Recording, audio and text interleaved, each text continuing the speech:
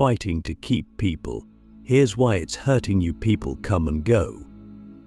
That is the nature of life. Yet we resist it. We fight to keep people who no longer wish to stay. We cling to relationships that have already ended, and we exhaust ourselves trying to prevent the inevitable. But have you ever stopped to ask yourself why? Why do we fear losing people so much? Why do we believe that if we just try hard enough, we can make someone stay who was always meant to leave? And most importantly, what if this attachment, this desperate need to hold on, is the very thing that is hurting us the most? The Stoics understood something that most people spend their entire lives avoiding. Nothing belongs to you, not even the people you love. Everything in life is borrowed, temporary, fleeting. And the more you try to fight this truth, the more you suffer. Because suffering is not caused by people leaving it, is caused by your refusal to accept that they were never yours to keep. Think about it. How many times have you been hurt, not because someone left, but because you believe they shouldn't have? How much pain have you felt, not because of reality itself, but because of your expectations of how reality should be? Epictetus, the Stoic philosopher, compared life to a great banquet. Imagine sitting at a feast where food is constantly being passed around. A plate comes to you, you take what you need, and then you pass it along. You do not cling to the plate, you do not demand that it stays in front of you forever, but you accept that it was never yours to begin with. It was simply your turn to receive it. But that is not how most people treat life. But we do not see relationships as temporary gifts, we see them as possessions. And when life tries to take them away, we resist, we fight, we suffer. But what if we didn't? What if, instead of clinging, we let people move through our lives as they were meant to? What if we understood that just as the seasons change, just as the tides rise and fall, people too have their time in our lives, and when that time is over, it is not a tragedy, but simply the flow of life? Would we still feel pain, or would we finally find peace? Because here is the truth. The more you fight to keep something, the more power you give it over you. The more you beg, the more you chase, the more you attach your happiness to someone else, the more you lose control over your own life. And that is why losing people hurts so much, not because of the loss itself, but because of what it reveals. It forces you to see that you were never in control to begin with. And that is terrifying. But it is also freeing. Because once you stop trying to control who stays and who leaves, once you stop measuring your worth by who chooses you, you become untouchable. You realize that happiness was never something other people could give you. It was something you were meant to find within yourself all along. So ask yourself, what are you clinging to right now? Who are you afraid of losing? And more importantly, what would happen if, instead of resisting, you accepted? If, instead of trying to force people to stay, you simply allowed them to be exactly where they wanted to be, would your world collapse? Or would you finally understand what the Stoics knew all along, that freedom is not found in keeping people, but in letting go of the need to? Click subscribe to this channel to get more profound insights. The chains of attachment, why holding on is hurting you more than letting go. Most people believe that love means holding on. That if we care about someone, we must fight to keep them in our lives. That if a relationship is slipping away, we must do everything in our power to stop it. But what if this belief is not love, but fear? What if the very act of clinging is what turns love into suffering? What if, by trying to keep people who no longer wish to stay, we are not protecting our happiness, but destroying it? The Stoics understood that attachment is the root of suffering. Not love itself. Love is natural. Love is beautiful, but the fear of losing it. The belief that we cannot be whole without another person. The idea that someone else's presence in our lives determines our worth.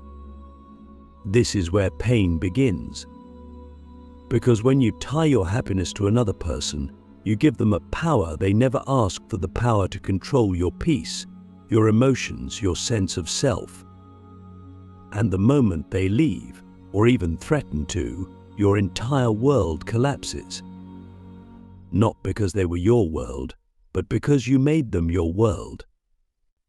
Think about the people you have tried to hold on to in your life. The relationships you have fought for, even when they were already over. The friendships you tried to save, even when they had run their course. The moments when you begged, pleaded, compromised yourself just to make someone stay a little longer. And ask yourself, did it ever truly work? Did your resistance ever bring back what was already slipping away? Or did it only prolong your suffering, making the inevitable even more painful? Because that is the cruel irony of attachment. The more you cling, the more you suffocate what you are trying to keep. The more you fear losing something, the more you act out of desperation, insecurity, and neediness, pushing it further away. Love, in its purest form, is freedom. It is the ability to care for someone deeply while still allowing them to move as they wish. But attachment is not love. Attachment is fear disguised as love. It is an attempt to control something that was never meant to be controlled. Epictetus once said, "If you wish to be free, do not desire anything that depends on others." This does not mean we should not love. It does not mean we should not form deep connections. But it does mean that our inner peace should never be dependent on another person's choices, but that we should never attach our self-worth to whether someone stays or leaves. Because people will leave. That is not pessimism, it is reality. Some will leave by choice, others by circumstance, and some simply because life has different plans. And the more you resist this truth, the more you will suffer. But what if, instead of fearing loss, you embraced it? What if, instead of viewing endings as failures, you saw them as natural transitions? What if, instead of measuring your worth by who chooses to stay, you measured it by how well you let go when it is time? Because here is something most people never realize: letting go is not a weakness. It is strength. It is the ability to trust that what is meant for you will stay effortlessly, and what is not meant for you will leave, no matter how hard you try to keep it. Look at nature. The trees do not cling to their leaves in autumn. The river does not resist its flow. The sky does not try to hold onto the clouds passing through it. Everything in the universe moves, changes, evolves. And yet, we as humans fight this natural order. We try to hold on to things that were always meant to move. And in doing so, we create our own suffering. So ask yourself, what are you refusing to release? What relationship, what memory, what version of your life are you still gripping so tightly that it is tearing you apart? And what would happen if, just for a moment, you loosened your grip? Would you fall apart? Or would you finally feel the peace that comes from accepting life as it is, rather than how you wish it to be? Because the truth is, you do not need to fight for people who are meant to be in your life. You do not need to chase, beg, or prove your worth. The ones who are meant for you will stay effortlessly. And the ones who leave, they were never truly yours to begin with. Not because you were not enough, not because you failed, but because life moves in ways that are beyond your control. And once you stop resisting this truth, once you stop clinging to what is already gone, you will realize something incredible. You were never losing anything, but you were only making space for something better. The illusion of ownership, why people were never yours to begin with. One of the greatest illusions we carry in life is the belief that we own things, possessions, experiences, and even people. We speak as if we do. My friend, my partner, my family. We attach these labels as if by claiming them, we can make them permanent. But if there is one undeniable truth about life, it is this: nothing is truly ours. Everything we think we own is borrowed. Every person we love, every moment we cherish, every circumstance we grow comfortable in, it is all temporary. And yet we resist this truth. We fight against it, believing that if we just hold on tightly enough, we can make something last forever. But all we accomplish by doing this is creating suffering for ourselves. Think about it. Have you ever truly owned another person? Could you ever control their thoughts, their choices, their desires? You might influence them, you might share moments with them, you might even build a life together, but ownership, that is an illusion. People are not objects to be possessed.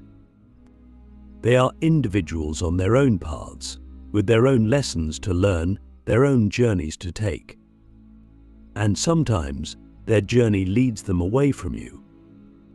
Not because you were not enough, not because you did something wrong, but simply because that is the nature of life. Everything is in a constant state of change. Yet we suffer when people leave because we believe they should stay. We convince ourselves that if someone was once part of our story, they must remain in it indefinitely. But where did we get this idea? Who told us that relationships must last forever to be meaningful? Who decided that the length of time someone stays in our life determines their value? Some of the most profound connections we will ever experience are fleeting. A conversation with a stranger that shifts our perspective. A brief romance that teaches us what love can be. A friendship that supports us through a certain phase of life and then naturally fades away. Just because something ends doesn't mean it was a failure. Sometimes its purpose was never to last, but to teach, to shape, to prepare us for what comes next. The Stoics understood this well. They did not mourn what was lost because they never believed they owned it to begin with, but they saw everything, relationships, possessions, even life itself, as something borrowed, something to be appreciated while it was here, but not clung to when it was gone. Imagine how different your life would be if you adopted this mindset. If, instead of fighting to keep people, you simply allowed them to move as they were meant to. If, instead of feeling betrayed when someone left, you felt gratitude that they were ever there at all. Would you still suffer, or would you finally be free? Because freedom is not found in keeping things, it is found in understanding that you were never meant to keep them in the first place. It is found in realizing that love does not mean ownership, and that true connection does not require permanence. Some people will stay in your life for decades. Others will pass through like a breeze on a summer night, brief, beautiful, and unforgettable. But both are gifts. Both have value, and both deserve to be appreciated for exactly what they are, without expectation, without attachment, without fear. So ask yourself, what if you stopped trying to own people? What if you stopped measuring love by how long it lasts? What if, instead of fearing loss, you embraced the idea that everything in life is borrowed, and that the only thing we can truly do is appreciate what we have while it is here? Would your relationships change? Would your heart feel lighter? Would you finally stop suffering over things you were never meant to control? Because the truth is, letting go is not about loss. It is about understanding. It is about realizing that nothing was ever truly yours to begin with, and that this is not a tragedy, but a gift.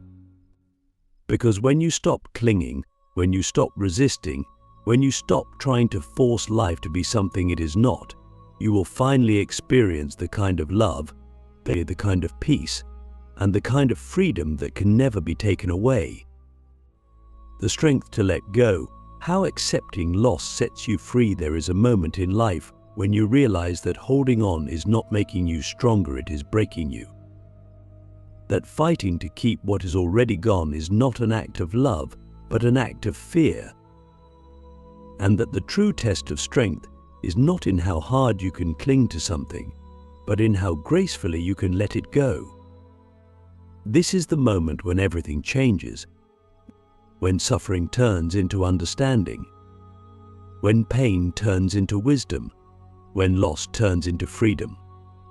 Because here is the truth, you do not lose people, you only lose your illusions about them.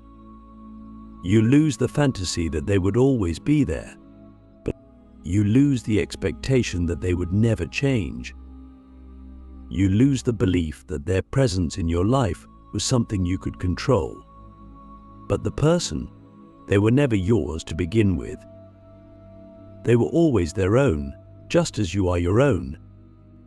And once you accept this, once you truly absorb it, you will stop grieving the way you used to. Not because you no longer care, but because you finally understand that nothing was ever stolen from you. Life simply moved, as it always does. The Stoics believe that attachment is the root of suffering, but not because love is bad, not because connection is something to avoid, but because clinging to what is temporary will always lead to pain. Imagine holding onto a handful of sand. The tighter you squeeze, the more it slips through your fingers.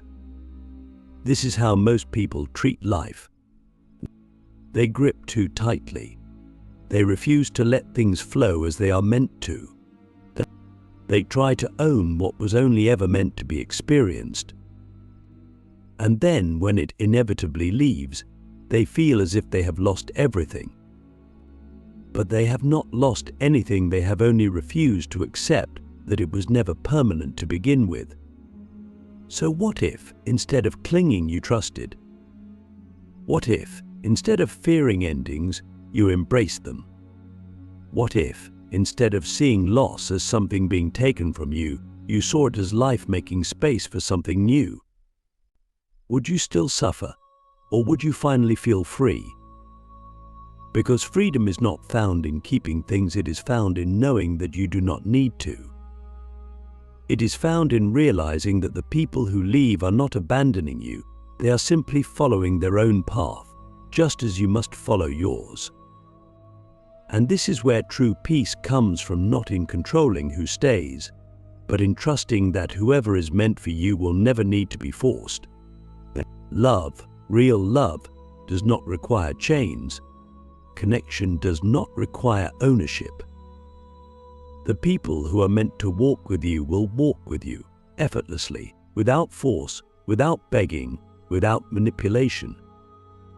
And the ones who leave, they were never truly yours to hold on to. Not because you were not enough, not because you did something wrong, but because life is always moving, and not everyone is meant to stay. So ask yourself, what are you still gripping so tightly that it is slipping through your fingers? What would happen if, just for a moment, you let go? Would you fall apart? Or would you finally feel the weight lift off your shoulders? Because the truth is, letting go is not a loss. It is not giving up. It is not a weakness. It is the ultimate strength. It is the ability to trust life even when you do not understand it.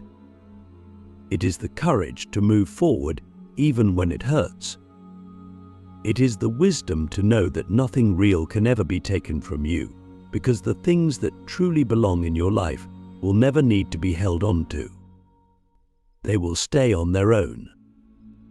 And once you understand this, once you stop fighting, once you stop resisting reality, you will experience a kind of peace that most people will never know. And a peace that does not come from controlling life, but from accepting it exactly as it is. Because in the end, the strongest people are not the ones who hold on the tightest. They are the ones who trust enough to let go,